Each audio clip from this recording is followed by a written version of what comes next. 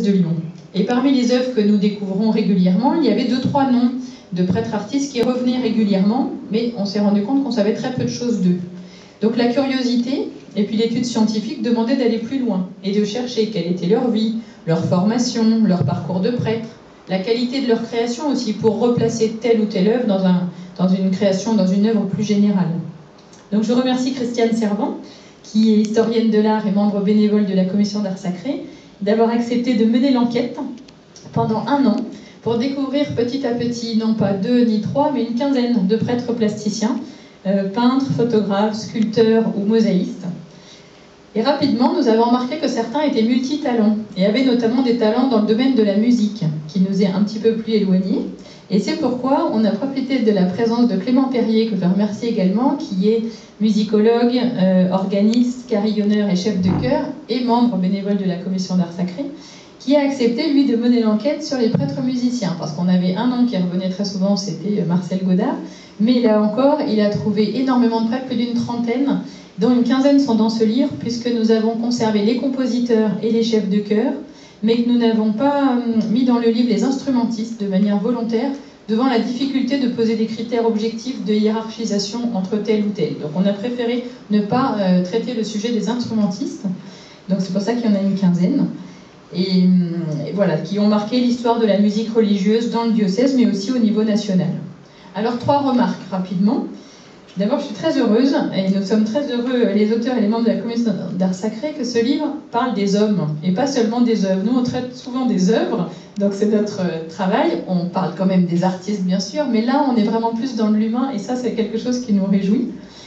On est très touchés, moi j'ai été très touchée par l'attachement que les paroissiens portent encore aujourd'hui à ces prêtres artistes qui les ont marqués, avec lesquels ils ont noué des liens forts d'amitié. On a l'impression que certains vont sortir de leur presbytère alors que ça fait 30, 40 ans qu'ils sont morts, tellement ils ont marqué les villages dans lesquels ils sont passés. Et puis la 3e remarque, c'était de dire que bien qu'ils soient réunis dans un même livre, le nombre et la diversité des prêtres artistes ne sauraient faire oublier que chacun d'eux est unique et que les 30 hommes rencontrés dans ce livre sont plutôt l'addition de 1 + 1 + 1, comme autant de personnalités riches et attachantes à découvrir, dont les points communs pourraient quand même être la simplicité, la sincérité et la discrétion. Alors j'ai quand même 2 regrets à partager, qui inviteraient à poursuivre ce travail. D'abord, nous n'avons pas traité à fond le sujet des prêtres écrivains. Faute de compétences, il aurait fallu trouver le bénévole qui pouvait nous aider, et pour l'instant on ne l'a pas, mais peut-être qu'on on est sur le point de le trouver.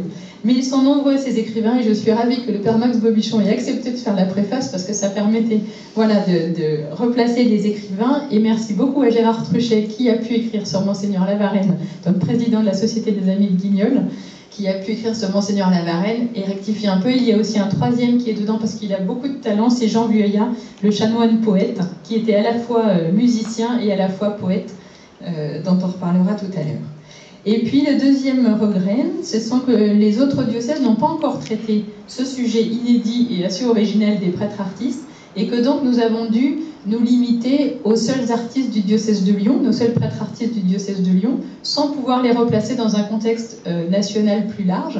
Alors j'ai vu tous mes confrères à la conférence des évêques là, le 3 mars dernier, juste avant le confinement, ça a donné beaucoup d'idées, beaucoup d'envie, donc j'espère qu'on va pouvoir effectivement maintenant travailler ce sujet qui est très riche, parce que rien qu'en Rhône-Alpes, tu as commencé là, à regarder en Rhône-Alpes, il y en a déjà une bonne dizaine, voire quinzaine, et c'est pas fini parce qu'on commence simplement à déblayer.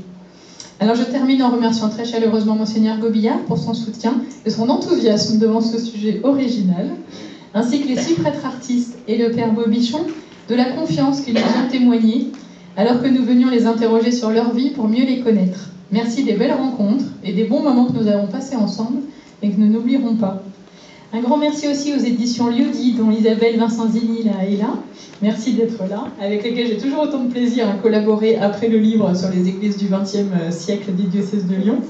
Voilà, on a vraiment beaucoup de plaisir à travailler ensemble, et merci beaucoup à tous ceux qui ont travaillé pendant le confinement pour concevoir ce livre et pour qu'il sorte au moment qui était prévu, qu'il soit livré à Lyon comme s'il n'y avait pas de confinement. Donc bravo pour ce beau travail.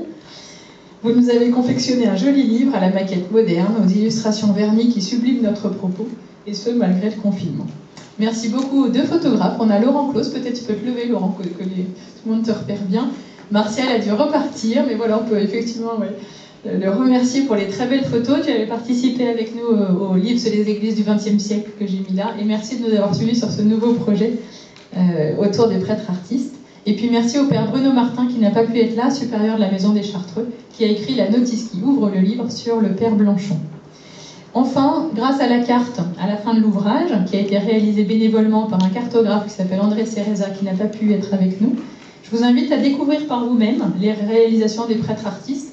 Donc allez voir dans les églises, les mairies, les caveaux de vin et autres lieux comme ça, les œuvres de nos prêtres artistes, et puis venir participer aux concerts qui sont gratuits, qui sont organisés. Là, il reste 6 concerts jusqu'à la fin de l'année dans 6 églises de Lyon et des alentours, par des chœurs différents, dans des styles différents.